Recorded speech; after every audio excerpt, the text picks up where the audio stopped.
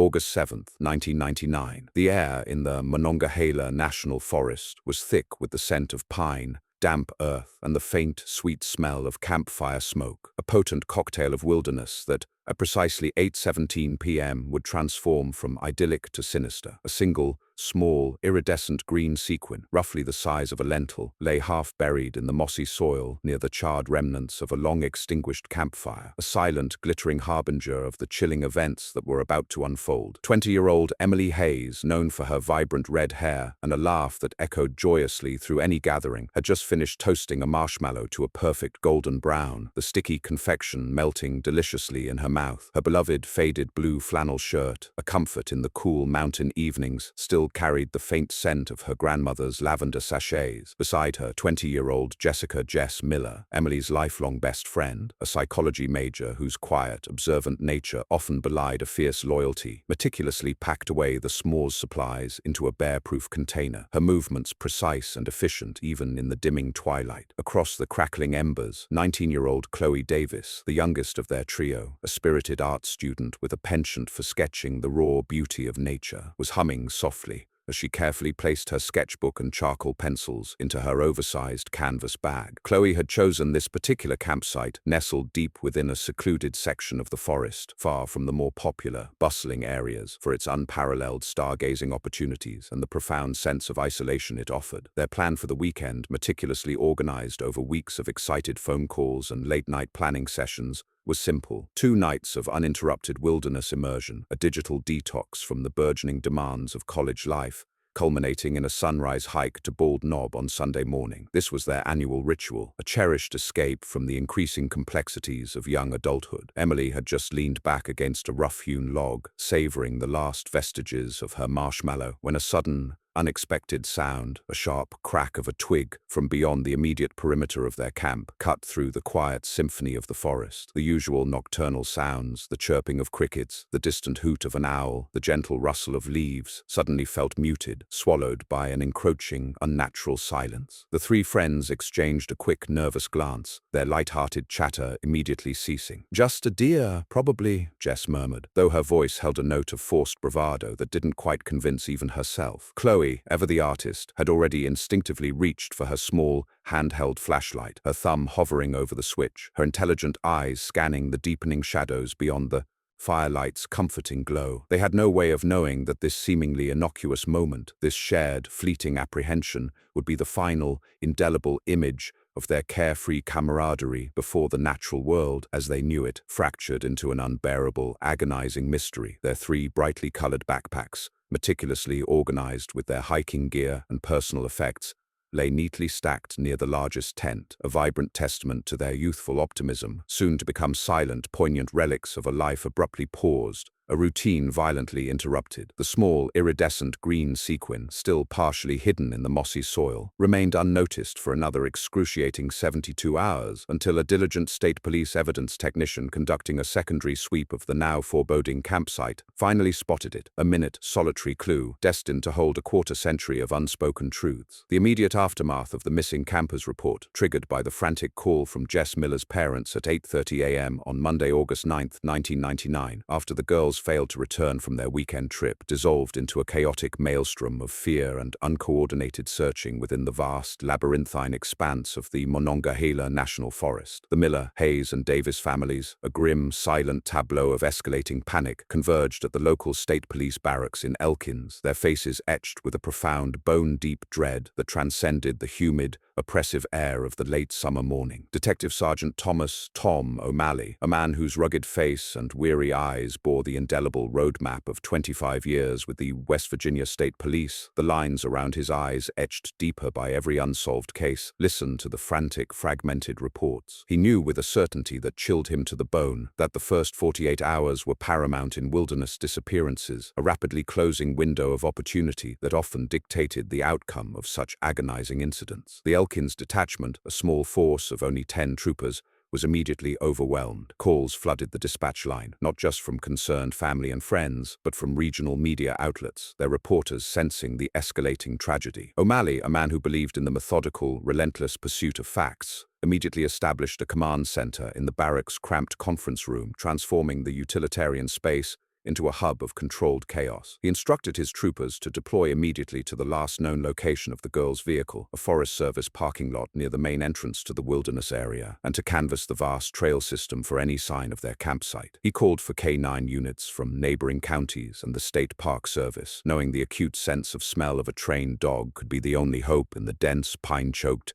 unforgiving terrain of the Monongahela. The weather, still uncomfortably humid but with a looming threat of afternoon thunderstorms, became a character in itself, the rising moisture making the air heavy and oppressive, reflecting the suffocating fear that now blanketed the region. The "if only" began to whisper, an insidious, tormenting refrain in the minds of the parents. If only they had chosen a different campsite, one closer to civilization. If only they had brought a satellite phone. If only Chloe hadn't been so insistent on getting off the beaten path. These small, innocuous decisions, utterly meaningless in the grand tapestry of everyday life, now loomed as monumental turning points, the hinges upon which their daughters' fates had irrevocably turned. The initial searches focused on the girls' presumed campsite location, based on their detailed itinerary provided by Jess's meticulous planning. Search teams, initially buoyant with a desperate hope, began to return hours later, their faces grim, their shoulders slumped, shaking their heads in silent, agonizing negation. They found the campsite precisely as described, with the charred remnants of a campfire, the 3 brightly colored backpacks neatly stacked near the largest tent, and all of their camping gear, the bear-proof container, the sleeping bags, even Chloe's sketchbook, but no girls. It was as if they had simply vanished into thin air, plucked from the familiar landscape of their chosen sanctuary by an invisible, malevolent force. The collective disbelief in the usually stoic mountain communities was palpable. The Monongahela National Forest, while vast and wild, was generally considered a place of natural beauty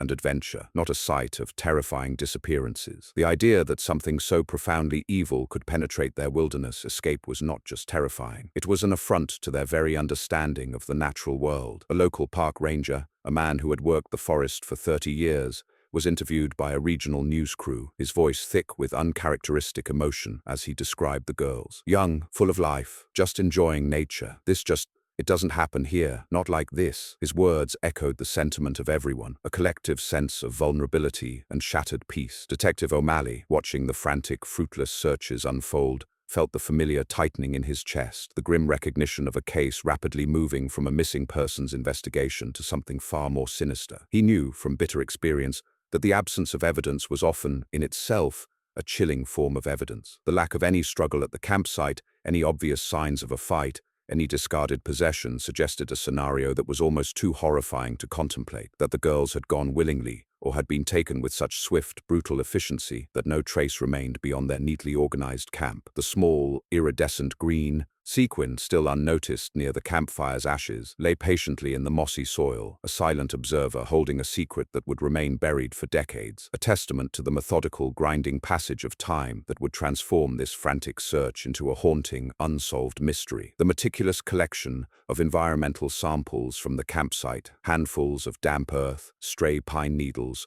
a few unremarkable pebbles from the campfire perimeter, carried out by a single, weary state police evidence technician, were each item meticulously bagged and labeled, destined for a storage locker where they would rest, undisturbed for 25 long years, mute witnesses to the agonizing silence. The immediate aftermath of the girl's disappearance solidified into a crucible of raw, agonizing grief and desperate, unrelenting searching within the vast, unforgiving expanse of the Monongahela National Forest. The initial 72 hours passed in a blur of escalating tension and diminishing hope as the combined efforts of local law enforcement, state police, Forest Service rangers, and federal agents yielded precisely nothing. The dense foliage of the Monongahela, once a source of wonder and natural beauty, became an impenetrable, foreboding labyrinth, its towering pines, tangled undergrowth, and hidden ravines swallowing search teams whole, only to spit them back out hours later, exhausted and disheartened. Detective O'Malley, operating on little sleep and fueled by an ever-present cup of lukewarm coffee, oversaw the meticulous grid searches, the deployment of specialized search and rescue teams, the countless interviews with every conceivable person who might have been in the vicinity of the girls' campsite that fateful Saturday evening. The silence, the profound absence of any tangible clue,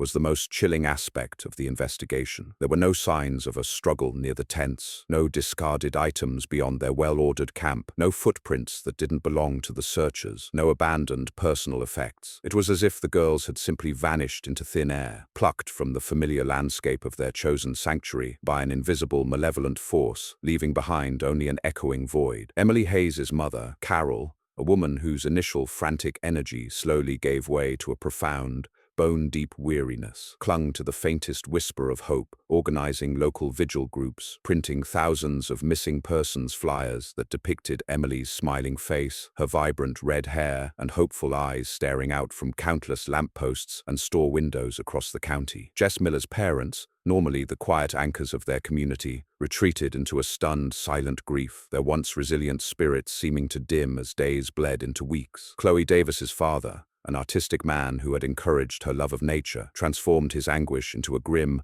methodical campaign. Becoming the unofficial archivist of the cold case, he created binders overflowing with news clippings, police reports, and every handwritten letter or email sent to the state police, a meticulous, desperate attempt to hold on to every fragment of the investigation, refusing to let the girls' memories simply fade into the archives of unsolved mysteries. The surrounding mountain communities, once so secure in their isolation, found themselves gripped by a pervasive, chilling fear. Campgrounds that had once bustled with activity stood emptier. Hiking trails that had once been well-trodden were now quieter, and the carefree adventures of young people in the wilderness were replaced by a somber quiet, a heavy shroud of apprehension that suffocated the natural rhythms of life. Suspicion, a venomous, insidious thing, began to fester. Local residents eyed passing vehicles with a new, guarded wariness. Every stranger, every unfamiliar face became a potential threat. The hidden-in-plain-sight device began its slow, agonizing crawl into the region's psyche. Who among them could be capable of such an unthinkable act? Was it the reclusive hermit who lived deep in the woods, rumored to be unstable? Was it the quiet gas station attendant on the main highway,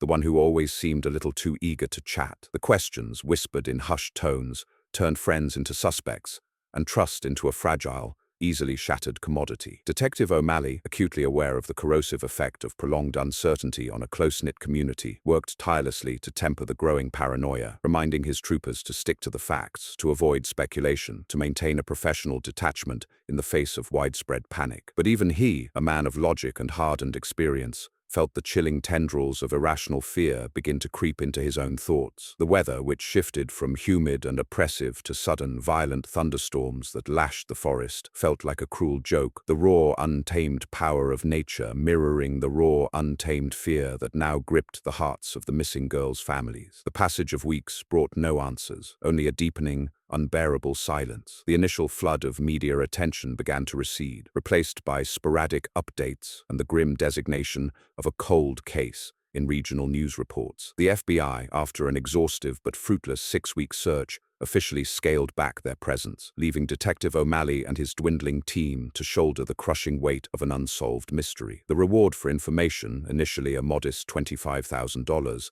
grew steadily as concerned citizens and local businesses contributed, eventually reaching a staggering $200,000, a testament to the collective despair and the desperate hope for a breakthrough. But still, nothing. The leads grew colder, the tips dwindled, and the relentless march of time began its agonizing work, slowly transforming active investigation into a haunting, perpetual ache. The meticulous collection of environmental samples from the campsite, handfuls of damp earth, stray pine needles, a few unremarkable pebbles from the campfire perimeter, carried out by a single, weary state police evidence technician, were each item meticulously bagged and labeled, destined for a storage locker where they would rest, undisturbed, for 25 long years, mute witnesses to the agonizing silence. The small iridescent green sequin, still resting undisturbed in the mossy soil near the campfire, remained a silent, unexamined clue, its significance utterly unknown, waiting patiently for a future generation of forensic science to unlock its tragic story. As the leaves of autumn 1999 curled and fell, painting the West Virginia mountains in hues of fiery red and burnt orange, the initial fury of the investigation into the disappearance of Emily Hayes, Jess Miller, and Chloe Davis slowly, inexorably, faded into a simmering, agonizing despair. The crisp, cool air of October, once invigorating, now felt like a cold, hollow mockery of the family's shattered equilibrium. The State Police Command Center in Elkins was dismantled by late November, the sterile whiteboards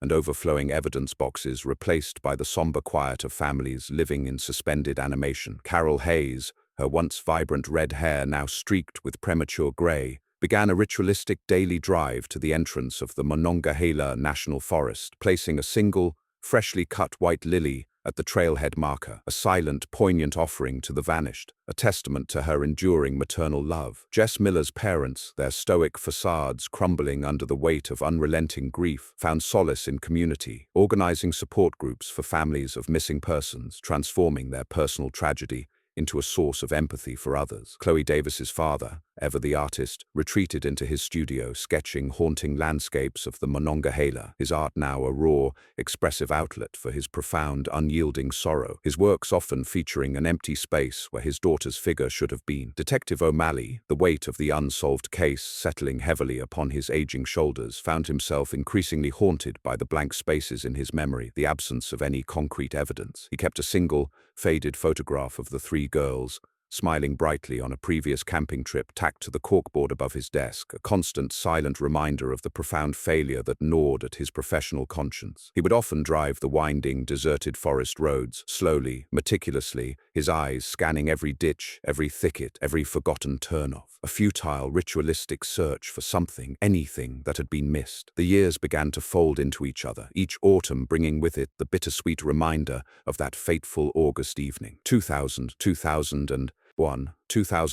The numbers blurred, each year adding another layer of dust to the growing pile of unanswered questions. The girls' birthdays, once occasions for cake and laughter, became solemn, tear-filled observances, small, private memorials held by the families, each marked by the lighting of 3 candles, their flickering flames a fragile symbol of enduring hope against the encroaching darkness. The Monongahela National Forest, while still beautiful, now held a somber undertone for locals, a silent monument to loss. The passage of time became the cruelest antagonist, etching new lines of sorrow on the parents' faces, silvering the hair of Detective O'Malley, slowly erasing the sharp edges of memory, replacing them with a dull, persistent ache. The "if only" continued its insidious whispers, now amplified by the weight of years. If only DNA technology had been more advanced then. If only trail cameras had been more ubiquitous. If only. The forensic evidence, initially so sparse, was meticulously catalogued and placed in long-term storage. The handful of damp earth, the stray pine needles, the few unremarkable pebbles from the campfire perimeter, all carefully preserved, each item meticulously bagged and labeled, destined for a storage locker where they would rest, undisturbed for decades, mute witnesses to the agonizing silence. The small,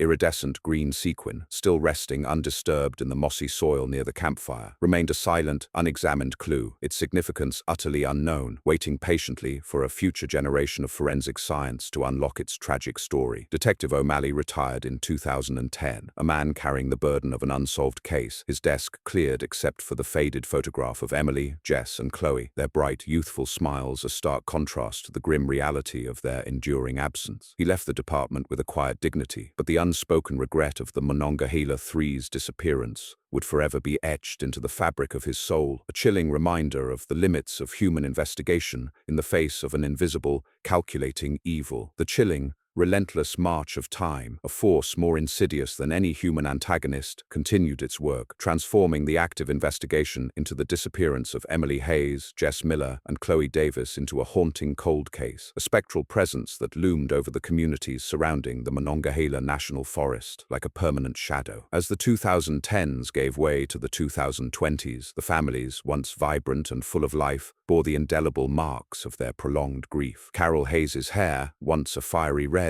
had turned entirely white, her movements slower, her gentle demeanor now imbued with a quiet, profound weariness that never fully receded. She continued her daily ritual at the trailhead, the white lilies a perpetual, if fading, testament to her enduring maternal love, a poignant act that had, over the years, become an unspoken symbol of the region's collective memory. Jess Miller's parents, though physically frail, maintained their work with missing persons support groups, their shared sorrow a bond with countless other grieving families, their dedication a testament to their daughter's enduring spirit. Chloe Davis's father, ever the steadfast artist, now painted solely in monochromatic tones, his vibrant palette muted by his ongoing grief, his canvases filled with the stark, haunting beauty of the forest, always with that empty space. Detective O'Malley, living a quiet retirement in a small cabin near Elkins, still kept the faded photograph of the girls on his bedside table, a constant, silent reminder of the one case that had slipped through his fingers. He occasionally received calls from Chloe's father, his voice tinged with a desperate hope whenever a new forensic technique made headlines. He would listen patiently, offering words of cautious encouragement, but privately,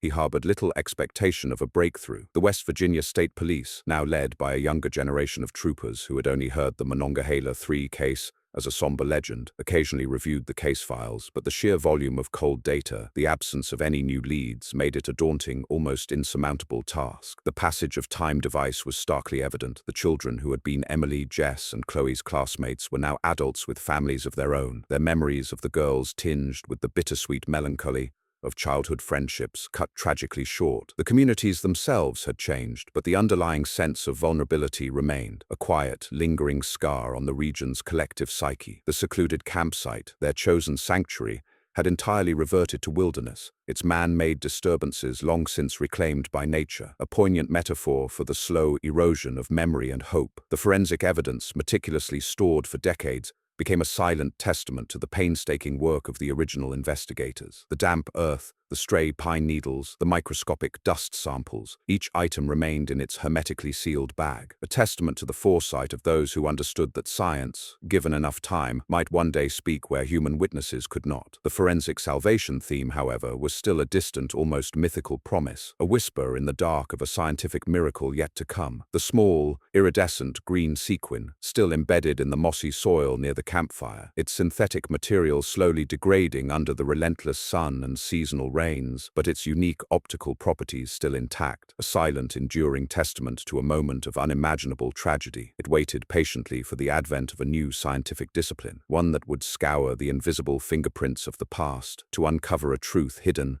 in plain sight for a quarter of a century. This patient waiting was the ultimate tragic irony. The solution had been there all along, a tiny, innocuous object overlooked in the chaos of a frantic search, destined to become the pivotal piece of evidence that would finally bring a measure of peace to a community haunted by ghosts. In the year 2024, 2 decades and 5 years after the disappearance of the Monongahela 3, a new wave of scientific advancement began to ripple through the seemingly insurmountable walls of cold cases across the nation. This was the era of forensic salvation, specifically the revolutionary convergence of advanced DNA sequencing and genetic genealogy, a powerful, almost mystical ability to trace an unknown suspect's family tree through publicly accessible genealogical databases. It was a scientific breakthrough that promised to unlock secrets that had been buried for generations, to speak for the dead who had long been silenced. The relentless passage of time, once the cruelest antagonist, now began to reveal itself as an unwitting ally, as the sheer volume of genetic data accumulated over decades finally reached a critical mass. In Elkins, the now retired Detective O'Malley, a man whose silver hair and deep-set eyes bore the unmistakable hallmarks of a life spent grappling with human depravity, received a call from Chloe Davis's father. His voice, though older and tinged with the perpetual melancholia of a grieving parent, held a new, fragile tremor of hope. He had read about the groundbreaking work of a new cold case unit established by the West Virginia State Police, a small team of dedicated forensic genealogists and fresh-faced investigators, led by a brilliant, tenacious young analyst named Dr. Vivian Monroe. Dr. Monroe, a woman in her late 30s with an almost preternatural ability to navigate complex genetic landscapes,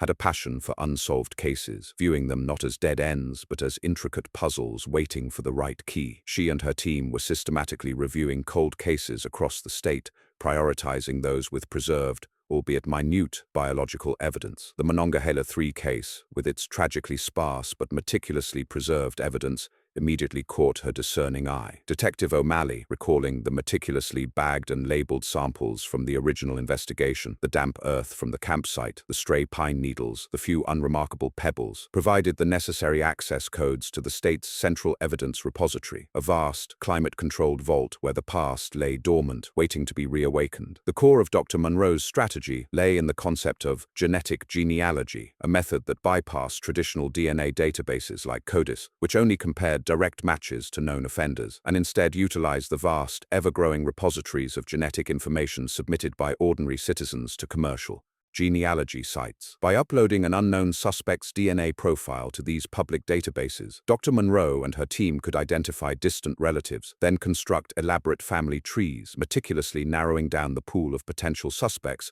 to a single individual. The first hurdle was the biological evidence itself. The original samples, collected in the chaotic aftermath of the disappearance, were minute and often degraded. The state police technician, 25 years prior, had diligently collected environmental samples, including the mossy soil around the campfire, and it was from this seemingly insignificant patch of earth, clinging to a few stray pine needles, that Dr. Monroe's team managed to extract a microscopic yet viable epithelial cell sample. This was the pivotal moment, the long-awaited scientific breakthrough. The process of DNA extraction, once a painstaking, often futile endeavor for such degraded samples, had advanced dramatically. Using cutting-edge techniques, Dr. Monroe's team amplified the minuscule amount of genetic material, creating a full DNA profile, albeit one that yielded no immediate matches in CODIS. The true work, the work of forensic salvation, then began. The anonymous DNA profile was uploaded to a public genetic genealogy database, a digital ocean of family trees and genetic connections. The initial results were overwhelming. Hundreds of distant matches, third and fourth cousins, scattered across the eastern United States. The pacing of this phase became a fascinating blend of slow, meticulous genealogical research and sudden, exhilarating bursts of discovery. Dr. Monroe's team, working with an almost obsessive dedication, began to construct complex family trees,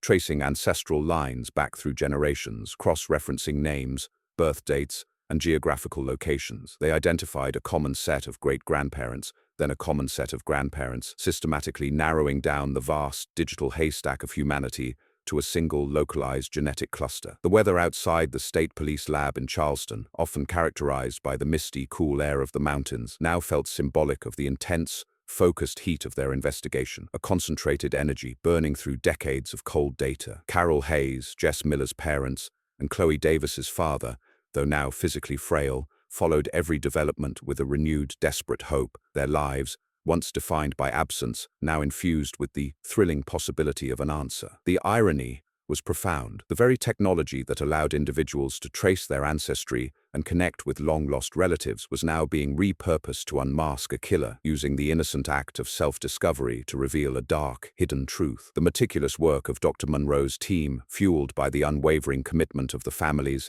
and the spectral presence of the three lost girls, slowly, inexorably, began to converge on a single, terrifying name, a name that would shock the quiet mountain communities to their core. The exhaustive and painstaking work of Dr. Vivian Monroe's forensic genealogy team, a methodical journey backward through generations of genetic information, finally began to yield a chillingly specific trajectory, pointing towards a lineage deeply rooted in the very mountain communities surrounding the Monongahela National Forest. The hundreds of distant genetic matches, initially a bewildering web of familial connections, were meticulously pruned, each branch of the family tree scrutinized, cross-referenced with public records, obituaries, marriage licenses, census data, a digital excavation of the past. The process, slow and deliberate, required an almost obsessive attention to detail, a quiet, relentless dedication to the invisible threads of human connection. The pacing of this phase was that of an antique clock, each tick a generation traced, each tock a false lead eliminated, until the rhythm accelerated with the narrowing focus. By early 2025, Dr. Monroe's team had successfully constructed a detailed, multi-generational family tree that indicated a strong genetic connection to a cluster of individuals who had all resided in or near the Monongahela National Forest during the year of the disappearance, 1999. The common ancestral couple, traced back to the late 18th century, had produced numerous descendants, but the genetic markers shared with the unknown suspect's DNA profile led them down a very specific line. This line converged with terrifying precision on a single prominent family in the small adjacent town of Harmon, a family whose patriarch, a man named Silas Thorne, was a well-respected, seemingly innocuous fixture in the community. Silas Thorne, a 61-year-old retired logger and volunteer firefighter, was a man whose gruff exterior and quiet helpfulness had made him a familiar and trusted face to generations of local residents. He was known for his encyclopedic knowledge of the forest trails, his willingness to assist in local emergencies, and his consistent presence at community events. He had even participated in the initial searches for the girls in 1999, offering his expertise on the rugged terrain, his face etched with a convincing display of concern. This was the cruelest, most profound expression of the hidden in plain sight device. The perpetrator, the monster, was not a stranger from the shadows, but a trusted member of the community, a pillar of the very region he had shattered. The internal monologue of Dr. Monroe, as the genealogical web tightened around Thorne, was a mixture of scientific triumph and profound, sickening dread. The data was irrefutable, yet the human implications were almost unbearable. It was a testament to the cold, impartial logic of genetics that it could unveil such a monstrous deception hidden beneath decades of placid normalcy. The passage of time now took on a horrific new dimension. For 25 years, Silas Thorne had lived among them, celebrated holidays, attended community events, all while harboring the unspeakable secret of the Monongahela 3. The weather outside the state police lab, as Dr. Monroe presented her findings to a newly assembled cold case task force, was a typical West Virginia early spring day, cool and damp. Yet the atmosphere in the room was chilling, a stark contrast to the budding beauty outside. Detective O'Malley, brought in as a consultant for the new task force, sat in stunned silence as Dr. Monroe laid out the irrefutable evidence, his eyes scanning the detailed family tree that culminated, with horrifying clarity, in the name Silas Thorne. The irony was palpable, a bitter taste in his mouth. He remembered Thorne from the original investigation, a man who had offered his condolences to the distraught families, a man whose knowledge of the forest had been invaluable during the searches. The betrayal, the sheer audacity of the deception, was almost too much to comprehend. The task force, now fully aware of the delicate nature of the situation, initiated a covert surveillance operation on Silas Thorne. They needed more than just a genetic link. They needed a direct DNA sample from Thorne himself to confirm the match definitively. The opportunity arose 3 weeks later, on a chilly Wednesday morning in late March. Thorne, known for his early morning walks through the forest, was seen taking his usual route. As he stopped to admire a patch of early wildflowers, a small, dark speck, a single hair, detached from his worn wool hat and landed on a moss-covered rock. A plainclothes state police agent, disguised as a bird watcher, discreetly collected the hair follicle, a tiny, almost invisible piece of evidence that held the power to shatter a man's carefully constructed facade. The DNA extracted from that single hair was rushed to the state crime lab. The results, returned within 48 hours, were definitive. The DNA profile from the hair follicle was a 100% match to the epithelial cell sample found in the mossy soil from the campsite. This was the moment of the reveal. The scientific salvation, long sought, had finally arrived. The quiet, unassuming retired logger and volunteer firefighter, Silas Thorne, was the perpetrator. The small, iridescent green sequin, still lying undisturbed in the mossy soil near the campfire, its silent testimony overlooked for a quarter century, was now understood. It was an artifact of the perpetrator, dislodged during the struggle, a silent, enduring witness to the horrifying truth. The meticulous collection of environmental samples from the campsite, handfuls of damp earth, stray pine needles, a few unremarkable pebbles from the campfire perimeter, carried out by a single weary state police evidence technician, were each item meticulously bagged and labeled, destined for a storage locker where they would rest, undisturbed, for 25 long years. Mute witnesses to the agonizing silence. The small, iridescent green sequin, still resting undisturbed in the mossy soil near the campfire, remained a silent, unexamined clue, its significance utterly unknown, waiting patiently for a future generation of forensic science to unlock its tragic story. The arrest of Silas Thorne, a man whose gruff exterior and quiet helpfulness had been a familiar, comforting fixture in the mountain communities for decades, unfolded with a chilling precision on a crisp, cool Thursday morning in early April of 2025. The air was thin and sharp, carrying the last vestiges of winter's chill, a stark contrast to the seismic shockwave that was about to rip through the unsuspecting region. Detective O'Malley, now an honored consultant, watched from a discreet distance as a convoy of unmarked state police vehicles, their occupants grim-faced and resolute,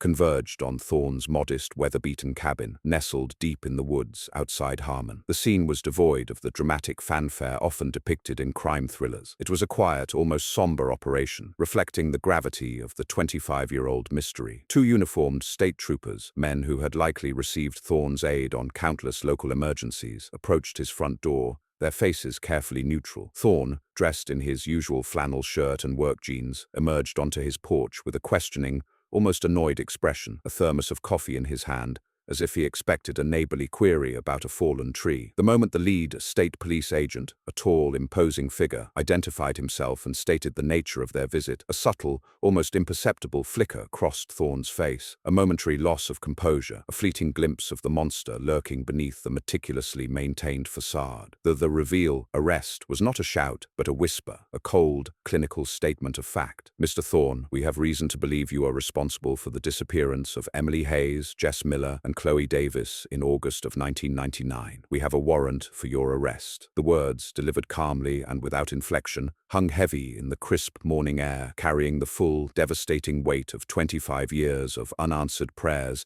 and shattered lives. Thorne's initial reaction was a quiet, almost dismissive denial, a practiced performance of indignant confusion. "Disappearance? I helped look for those girls. I know those woods better than anyone." His voice, though slightly strained, retained its usual gruff cadence, a chilling testament to his profound capacity for deception. But as the state police agent produced the warrant, specifying the DNA evidence linking him to the campsite, the facade began to crack. His eyes, once hard and knowing, darted nervously, and a faint tremor appeared in his hand, causing the thermos to rattle slightly. The hidden-in-plain-sight device now reached its most chilling apex. The man who had guided search parties, who had comforted the grieving families with his local knowledge, who had lived a life of quiet respectability, was the architect of their enduring agony. He was taken into custody without further incident, his hands cuffed behind his back, the thermos of coffee falling to the porch with a soft thud, a dark stain spreading across the weathered wood. The moment his figure, framed by the dense forest and the familiar cabin, was led into the back of an unmarked police car, a ripple of stunned disbelief spread throughout the small communities. Neighbors who had been quietly watching from behind drawn curtains gasped, their whispers carrying the collective shock of a region whose deepest fears had just been horrifyingly confirmed. Carol Hayes, Jess Miller's parents, and Chloe Davis's father, informed of the arrest just moments before it occurred, watched the live news coverage from Chloe's father's art studio, their faces a mixture of profound relief and an overwhelming fresh wave of anguish. Carol, her hand trembling, simply whispered, "They finally got him. After all this time, they finally got him." Her voice, barely audible, carried the weight of years of suffering, now mingled with the dawning realization of a truth long hidden, a bitter, agonizing resolution that demanded the full, horrifying narrative. The interrogation of Silas Thorne began hours later, a meticulous, slow-burn psychological chess match conducted under the cold, unforgiving glare of fluorescent lights in a small, windowless room at the state police headquarters in Charleston. Dr. Monroe, though primarily a forensic analyst, sat in on the proceedings, her presence a silent, scientific testament to the irrefutable truth of the DNA evidence, while a seasoned state police interrogator, Special Agent Richard Vance, led the questioning, his tone authoritative yet controlled, patiently chipping away at Thorne's initial denial. Thorne, initially maintaining his facade of gruff confusion, repeated his fabricated alibi. He had been deep logging that weekend, miles away from the campsite, a common activity that complicated direct corroboration. Agent Vance, however, did not dwell on the alibi, instead focusing on the small, irrefutable pieces of forensic evidence, the epithelial cells from the mossy soil, the single hair follicle, and crucially, the iridescent green sequin. He presented a high-resolution photograph of the sequin, magnified tenfold, detailing its unique metallic sheen and its synthetic, non-natural composition, an artifact that could only belong to a person or their belongings. The hook style of the narrative transitioned from the cinematic freeze frame of the arrest to the clinical, unblinking focus of the interrogation room. Thorne, upon seeing the sequin, a seemingly insignificant object, visibly recoiled. The memory, suppressed for over 2 decades, was clearly being violently pulled to the surface. Vance, utilizing the third-person omniscient perspective to his advantage, described the sequin's origin. "This small green sequin, Mr. Thorne, was found near the perimeter of the campfire. It has microscopic traces of a specific type of craft glue and a synthetic fiber matching the lining of a jacket. The sequin matches a unique batch used on a limited edition backpack sold at a regional craft fair in Elkins in the summer of 1999. You were seen at that fair, and a witness later described you carrying a similar backpack. The precise, data-driven language, the reliance on technical facts, finally began to dismantle the perpetrator's carefully guarded psychological defenses. It was revealed that Thorne, an experienced woodsman, had been aware of the girls' secluded campsite, having spotted their distinctive vehicle and subsequent tracks earlier in the day. He confessed that he had approached their camp under the cover of night, using his extensive knowledge of the forest to move silently and remain undetected. The inciting incident, he claimed, was opportunistic and sudden, a convergence of the girls' isolation and his suppressed predatory impulses, amplified by the solitude of the wilderness. The ensuing confrontation, though brief, involved a struggle near the edge of the firelight, during which the small green sequin, likely affixed to a piece of his clothing or gear, had been dislodged and pressed into the damp earth. He confirmed, with clinical precision, that he had then quickly subdued the three friends, the very reliability and trust of the girls, described with high empathy, now highlighting the depth of the tragedy, and transported them deeper into the most remote, rugged areas of the forest, areas only known to a handful of local loggers and forest veterans. The horrifying fate of the girls, once a painful, open question, was finally revealed. Thorne admitted that he had concealed the three friends in an abandoned, unmarked mine shaft, long forgotten and structurally compromised, located approximately 8 miles from the campsite, covering the entrance with heavy debris and thick underbrush to ensure the site remained undisturbed, a chilling, almost perfect concealment thanks to his intimate knowledge of the rugged terrain. The details were relayed with sparse, direct dialogue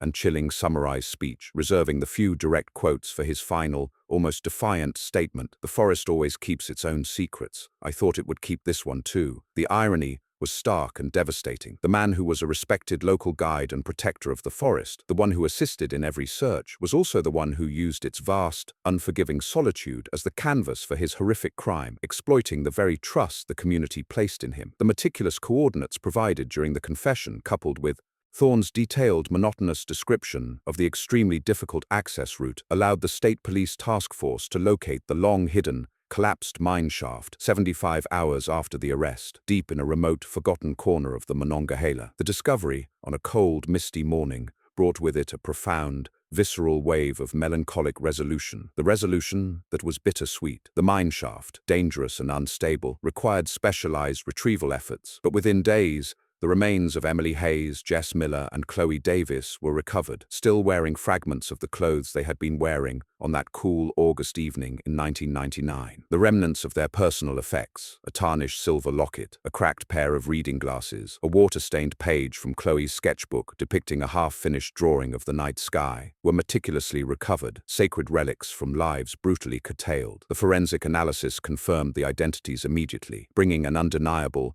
painful finality to the family's decades-long ordeal. The aftermath closure phase began immediately, but it was not a closure of happiness or true peace, but of profound, agonizing completion. Carol, Jess's parents, and Chloe's father, informed of the recovery by Agent Vance and Detective O'Malley, experienced the definitive end of the hope phase of their grief. The spectral ambiguity of missing was replaced by the crushing reality of gone. Yet this reality, however devastating, carried with it the undeniable truth that their search and their suffering had reached its final horrible destination. They released a joint statement to the media, a brief, dignified declaration of thanks to Dr. Monroe and the state police for their forensic salvation, emphasizing the strength of their daughter's bond, which had ensured they were found together, even in death. Their funeral, held in early May, was not a quiet affair, but a massive, solemn, communal event, a release of 25 years of pent-up grief, attended by the now aging citizens of the mountain communities and the young adults who had only known the girls as a tragic legend. Detective O'Malley, standing beside the three grieving yet resolutary families as their daughters were finally laid to rest in the tranquil, sun-dappled cemetery near the entrance to the forest, felt the crushing weight of the case lift, replaced by a quiet, profound sadness. The weather on that day, a cool, gentle breeze carrying the scent of pine and fresh earth, was no longer a mocking contrast, but a soft, empathetic presence, a poignant backdrop to the final, heart-wrenching goodbye. The justice, achieved through the cold, impartial logic of genetics, was a hard-won victory against the relentless erosion of time and the profound capacity for human evil, leaving behind a region irrevocably changed, but finally free of the haunting question mark that had overshadowed their lives for 25 agonizing years. The small, iridescent green sequin, now catalogued as Exhibit A, rested silently in the evidence locker, a tiny, enduring monument to the power of science to finally reveal the truth hidden in plain sight.